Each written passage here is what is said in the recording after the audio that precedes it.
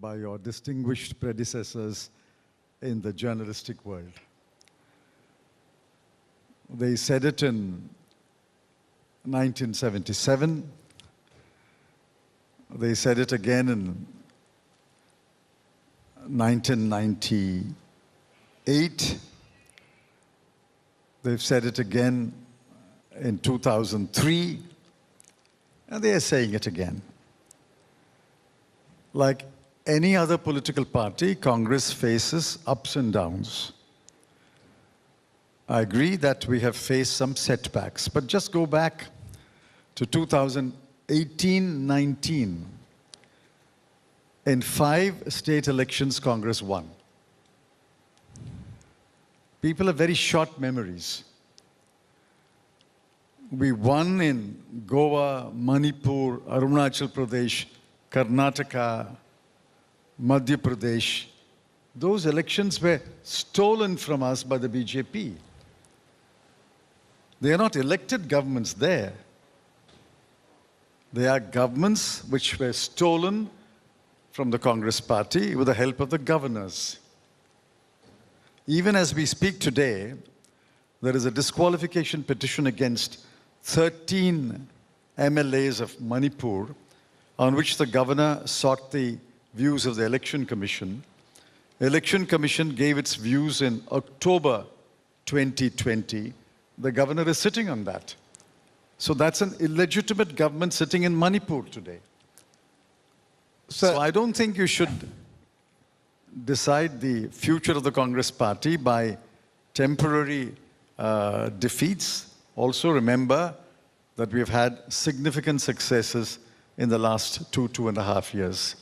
So I'm posing this question because the Congress is now in power in only 3 states in the country, Punjab, Chhattisgarh and Rajasthan. You've just cemented an alliance with the DMK in Tamil Nadu, where you've got the lowest number of seats that you've ever had to contest in election, just 25. In Kerala, sharp faction fighting and opinion polls suggest that you may lose a state where traditionally governments change every 5 years. In Assam, most polls still put the BJP well ahead. And in Bengal, you are a C team as part of a left-led alliance. Somewhere something has gone wrong, that a mighty party is now reduced to just some corners of the country. You're not even in power in one part of southern India, your one-time bastion. That's true as we speak today, but that need not be true tomorrow. I'm still confident that we will win in Kerala. I'm absolutely confident that our alliance, headed by the DMK, will score a thumping victory in Tamil Nadu. And I think we have a fighting chance in Assam. Puducherry, I can't say yet because the alliances are being formed. I can't say yet. But let me ask you the question. The BJP is in North India in about 7 states. In 7 other states, the BJP is not in power. Therefore, it's not as though the BJP has sway over North India. The BJP does not have sway over North India. And the last time there was a major battle in key states, Rajasthan, Madhya Pradesh and Chhattisgarh, BJP lost all 3. Lost 3 incumbent governments. And I don't think the BJP is going to make any headway south of the Vindhya Hills. So would you then say the BJP is also heading towards the ICU? Sir, let me throw another number at you. The Congress won in the 2009 Lok Sabha elections 11.9 crore votes. 2019, 10 years later, you were 11.94 crores. The BJP in 2009 had 9 crore votes. By 2019, the BJP votes had increased to 22 crores. BJP goes from 9 crores to 22 crores, and you grow from 11.91 crores to 11.94 crores. Something in the last decade has changed. Why not be more candid and accept that the Congress is facing a crisis, is in ICU? I'm not denying that the Congress is facing difficulties. I'm objecting to your words ICU. I mean, that's a very How would you damaging- describe it then? If you don't want to use the word ICU, what's the word you'd use? Our electoral prospects have dimmed over the last 2-3 years. I'm not denying that. But please remember, just go back and read the India Today issue of February 2019. In fact, the prediction was that the BJP will not get a single party majority. Then happened Pulwama and Balakot. A terrorist attack was cynically manipulated by the BJP, you may say cleverly manipulated by the BJP, to trigger ethno-nationalism, which is why they swept the North Indian states. But that was not the position even in early January 2019. No, you're saying cynically triggered by the BJP, that the BJP used Balakot, Pulwama and Balakot to win the 2019 No, elections. I said cynically stirred ethno-nationalism. It was a terrorist attack. There was a retaliatory attack, but terrorist attacks and retaliatory attacks have happened before. Nobody exploited for a political advantage as well as the BJP did. Fair enough. You're looking at the 2019 elections. I come back to today. Something has clearly gone wrong in this last decade of the Congress, the shrinking hand as we are calling it. What is it? A G23 grouping as it is called. Many of them are your old colleagues, still your colleagues, party members who are saying the Congress needs a full-time president, needs organization elections, needs an elected working committee, needs to be much more battle ready. Do you agree with them? How can anyone disagree with basic principles like the party must have internal party elections, party bodies must be elected? Nobody can deny that. Even Mrs. Gandhi and Mr. Rahul Gandhi do not deny that. I may not agree with the manner in which my friends brought the debate in the open, but I think the basic issues were all agreed upon. In fact, when Mrs. Gandhi called about 18 of us to her home for a 5-hour session, everybody agreed that party elections must take place. There is no controversy, there is no difference of opinion on that. Because many thought that you would join the G23. Many said G23 would become G24. Mr. Chidambaram also would be part of it because you have also, as you are now accepting, raising these concerns, you need a full-time president, need organization elections, can't have a nominated culture, and yet nothing changes. The fact is, Mrs. Gandhi is still your interim president for the last 2 years. I didn't know that my friends were planning to write a letter. I would have advised them not to write a letter, but to seek an appointment, which is what we did on the second occasion. When there was some thought about writing another letter, I said, don't do that mistake. You seek an appointment. And I think Mr. Azad sought an appointment, and we got that meeting with Mrs. Gandhi for 5 hours. So I don't think the party leadership is unresponsive to requests for meetings. But the issues are more complicated than that. The pandemic set back the calendar. The elections have set back the calendar by a few months. So these are external events. But I think the intention of Mrs. Gandhi is to hold party elections. You know, I must come to the elephant in the room. And the elephant in the room is Rahul Gandhi. His supporters say he is the only leader capable of taking on Mr. Modi frontally. He does it day after day, particularly on Twitter. His critics say he has too much power without any responsibility. Which is the truth? Is Rahul Gandhi shirking responsibility? Is he someone who is the problem, or is he the solution? A party's leader can only be selected by party members. Fortunately, the India Today journalists can't select a party leader unless you form your own party.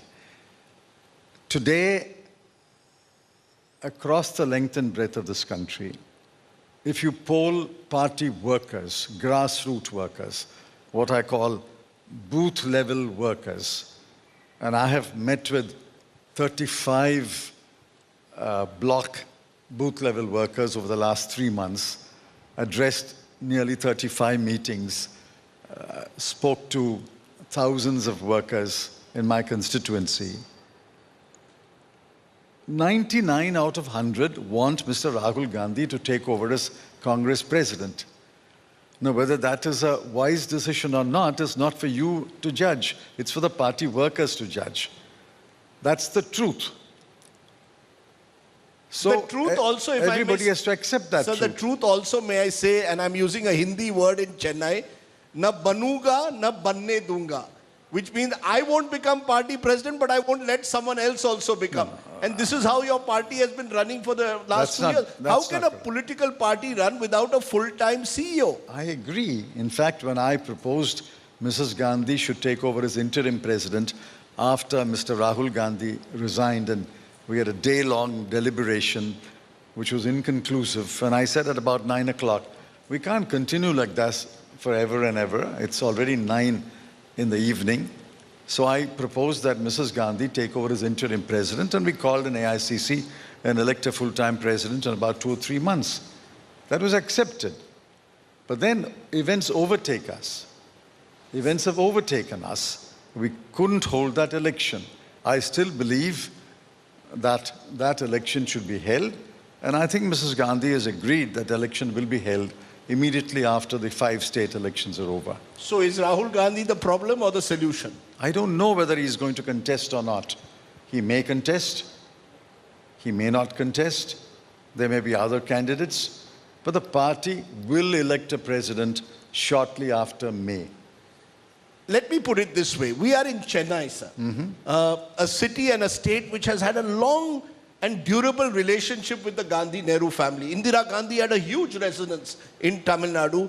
Rajiv Gandhi was tragically assassinated not too far away from here in Sri Perumbadur. Have the Gandhis outlived their utility, if I may be allowed to use their word, or their sense of stature which they once enjoyed within the Congress party? And I want a real honest answer. Has India changed and the Congress party hasn't changed? Are you asking about Tamil Nadu or India? I'm asking about both in a way. In Tamil Nadu, I think the Gandhi stature is not diminished. I saw a poll or a survey yesterday or day before, which places Mr. Rahul Gandhi's acceptance much higher than Mr. Narendra Modi's acceptance in Tamil Nadu. Now, if you take all over India, I think it differs from state to state. I think at one extreme you have Gujarat. At the other end, you have a state like Chhattisgarh, where we got a 2/3 majority. So I think his acceptability varies from state to state. I think his acceptability is very high today in Punjab and Haryana. It may not be as high in, say, Uttar Pradesh. So I can't really speak for each of the states where I don't do political work. I can only speak of Tamil Nadu, where I do active political work every day. But I think it varies from state to state. So you're saying that the Gandhis must continue to take this leadership position, because then it leaves the Congress open to criticism that you are a family-run party, and New India doesn't want family-run parties. It is not my view which matters. Who will be Congress president will be decided by the party workers. And you're welcome. I'm catching a flight at 12:15 to Madurai on my way to my constituency. I have 2 + 5 meetings over the weekend. You're welcome. We can do a poll of those workers in 7 meetings. I have no hesitation in saying, whether you like it or not, that 99% will ask that Mr. Rahul Gandhi take over as Congress president. Sir, but the party workers are not India, and Madurai is not India either. I mean, there is a larger, I gave you numbers, Congress vote share has gone up only from 11.4 to 11.9 crores. BJP has gone up from 9 crores to 22 crores. But I thought I answered it. It varies from state to state. You know, It varies from state to state. Between the last assembly elections in Rajasthan, Madhya Pradesh, Chhattisgarh and Jharkhand and the one that was held when Congress formed the governments, the BJP lost a huge share of votes. But then within months in the parliament election, it gained a huge share of votes. Now, how do you explain these swings in simplistic terms? One assembly election to another assembly election, BJP loses a huge share of votes and a huge number of MLAs. Within months in the parliament election, it gains a huge share of votes and MPs. How do you explain these in very simplistic terms? I'll give you an explanation that increasingly elections in India have become presidential. People are looking for who will be my prime minister, who will be my leader. And therefore, when it comes to a general election, the sense is there's the Timo factor. There is Modi only. The opposition needs to provide a credible alternative, not just in terms of a narrative, but also in terms of leadership. Do you agree with that? That there is a Timo factor in India at the moment? There is Modi, and there is no one on the other side to combat him. There was a similar factor when Mrs. Indira Gandhi was in power. They said there is no alternative. I don't deny that the Tina factor, that there is no alternative factor, plays a role in elections. But that's not forever. There will be a day when somebody will replace Mr. Modi. I think whether you know it or not, Mr. Modi knows that one day he will be replaced too. Are you saying that he will be Prime Minister forever and ever? No one says that he will be Prime Minister forever and ever, but the sense I get from you is that the Congress party is willing to wait its while in the opposition without doing anything proactive to actually change the narrative or offer a leadership alternative. And you once, I remember a few years ago, famously remarked, Mr. Modi is not Morarji Desai. Mr. Modi is not going anywhere in a hurry, sir. I agree. I agree that Mr. Modi, unlike many other BJP leaders, is cut from a different cloth. He controls the party, controls the government, and he's extremely clever in managing an election. I don't deny that. But I don't think he's undefeatable. He is likely to be defeated in many elections. In fact, I welcome the fact that increasingly state elections are becoming chief ministerial, presidential. Therefore, it gives an opportunity for many, many leaders belonging to regional parties also to emerge as leaders. In fact, today, you have regional parties ruling many more states than the BJP does. In fact, there are regional leaders who hold sway in their respective states more than Mr. Modi does. Which actually brings me to the point we started with, that in Tamil Nadu, it is really Dravida Munnetra Kadgam which is leading the fight against the BJP or the AIDMK. In a way, in Bengal, it is Trinamool Congress which is leading the fight against the BJP. The Congress party itself, as I said again, is either being squeezed by the regional parties. You only got 25 seats, sir, in Tamil Nadu. The once mighty Congress of Mr. Kamraj is reduced to asking for just 25 seats. Or it is the BJP which holds sway over North India. Where is the Congress? You are squeezed by regional parties. You are a C team to the Shiv Sena in Maharashtra, sir.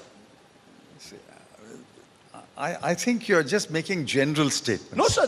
I'm giving you an answer. Facts. I'm giving you an answer. In every state, there is a pivot. In Punjab, Haryana, Rajasthan, Gujarat, Madhya Pradesh, Jharkhand, Chhattisgarh, Assam, and Kerala, the pivot of the anti-BJP is the Congress party. So I listed, you may have maintained a count. In all these states, the pivot is the Congress party, around which all anti-BJP parties or non-BJP parties rally. In the states that you mentioned, Tamil Nadu, Bengal, and some other states, Andhra Pradesh, Telangana. I agree. The pivot is not the Congress party. I concede that. The pivot is not the Congress party. But then to pick out those 3, 4 or half a dozen examples and say the Congress party is not the pivot in any state is plainly wrong. You know, Mr. Chidambaram, I know why you're such a good lawyer. You're able to fight a bad case rather well, or make a bad case look good. But let me look at just as you expound a bad idea in a good TV show. Okay. Mr. Chidambaram, let's look at the broader picture. And this is something you've been writing about. You agreed that Mr. Modi is cut from a different cloth, yes, to use your words. Do you believe, as some are saying, that the rise of Mr. Modi is, in a sense, a challenge to the idea of democracy itself? You've got the Freedom House report that now rates India as partly free. A Swedish Institute report earlier this week says India is now as autocratic as Pakistan and worse than Bangladesh. Is this an exaggeration? This whole idea of India being under an undeclared emergency, when you can't win an election, you can't reach out to people, you say the leader who has emerged is an autocrat. No. This has nothing to do with emergency.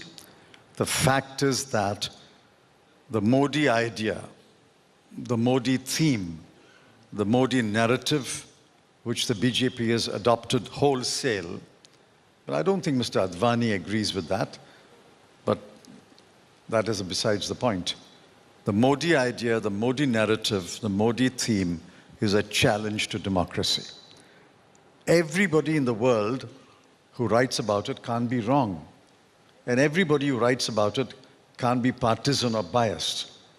We've had several people belonging to right and to the center, think tanks, academics, pointing out this is a challenge to India. I write extensively. I write every week, and I write extensively, read my column on Sunday also. It is a challenge to the idea of India. Who are Modi's heroes? Who are Modi's best friends? Mr. Trump, Mr. Netanyahu, Mr. Erdogan, Mr. Putin. What is this model he's slowly, insidiously introducing into India? It's a very successful model that has taken the BJP from 9 crore votes to 22 crore votes. The Rowlatt Act was also successful for some time, until the people revolted. I wonder what you would have said if you had been alive when the Rowlatt Act was passed. The point is, this is an idea dangerous. His narrative is dangerous to the idea of India. Every institution has been taken over. We only saw yesterday that every central paramilitary force is headless. For months, the Information Commission was without members, all but one, for many months. 340 judges' posts are vacant.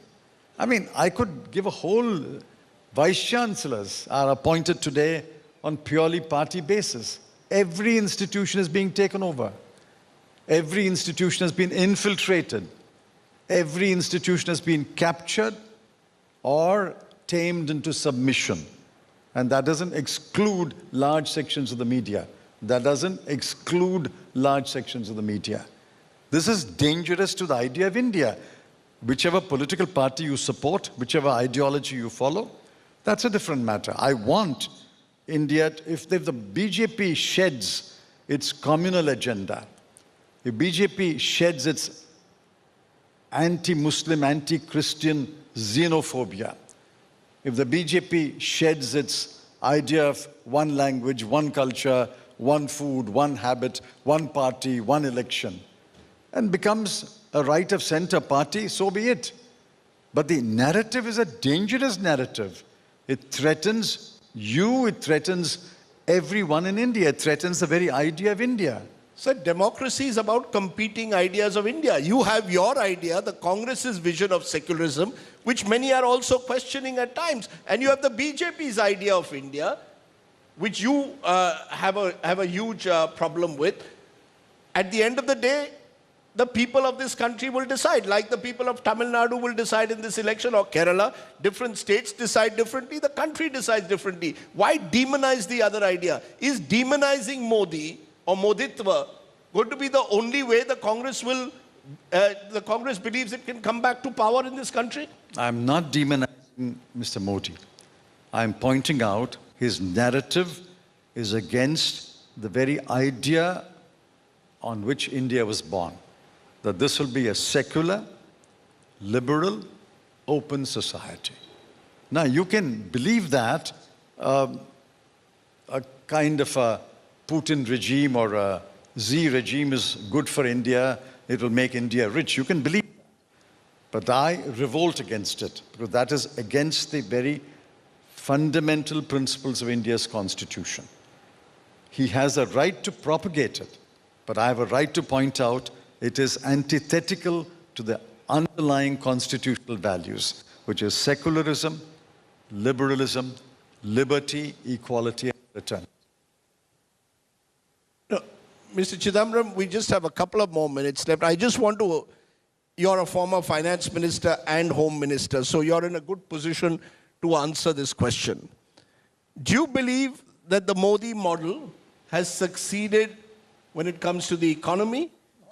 Not at all. You're not willing to accept the buzz Not that at all. the worst is over. We have a V-shaped recovery that's about to take place.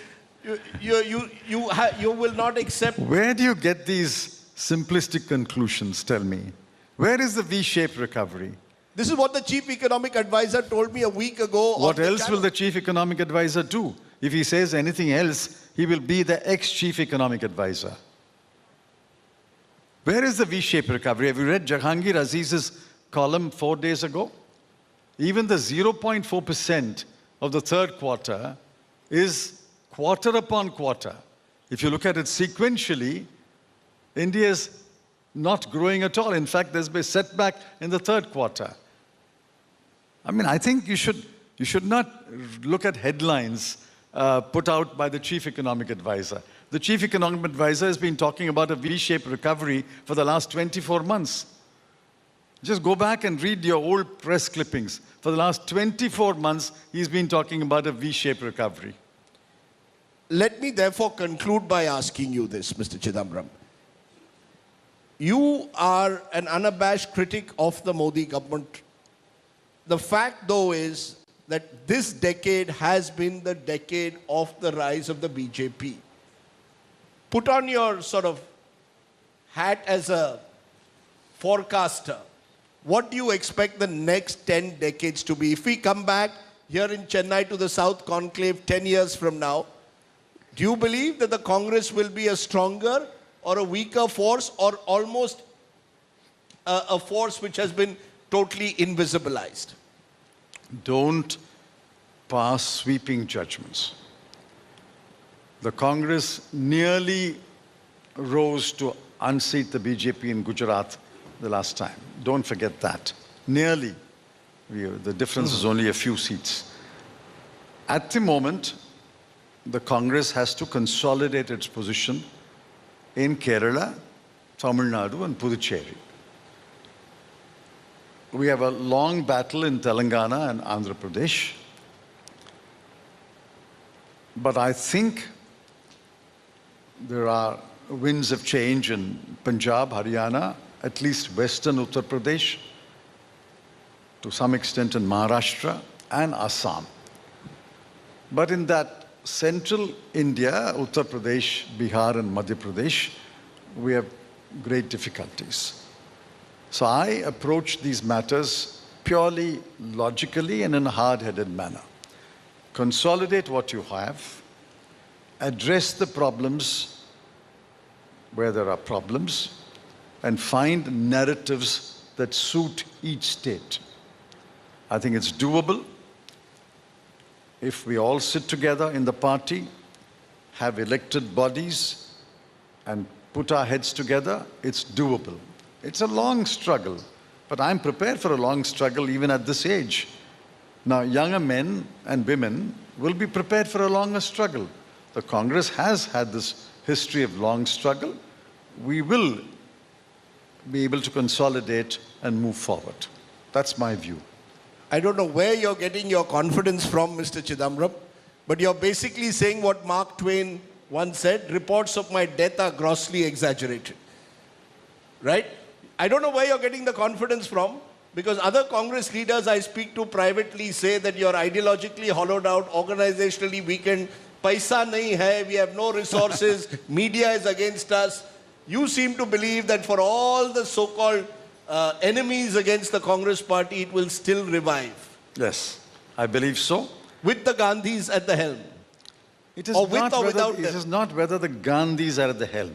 The Congress party will revive. Who will be at the helm is not for you to decide, it's for Congress workers to decide. Mr. Chidambaram, wonderful to have you here in Tamil Nadu. Interestingly, Tamil Nadu is the one state where somehow Prime Minister Modi's popularity is not as high as in other parts of the country. That I is wonder why. that is a gross understatement. This is the most anti-BJP state in the country. That's why you perhaps seem to feel more comfortable nowadays sitting in Chennai perhaps than in Delhi. No, there's an election here. I can't sit in Delhi and fight an election in Tamil Nadu. Fair enough. Mr. Chidambaram. Thank you. Thank you very much. Mr. P. Chidambaram, the former finance and home minister and senior Congress leader, seemingly believing that the Congress's southern states will perhaps lead to a Congress revival. Thank you very much. Thank you. Hi everyone, Preeti Chaudhary here. Hope you like this video. For latest news and analysis, like and subscribe to the India Today YouTube channel. And don't forget to press the bell icon to stay updated. Thank you for watching.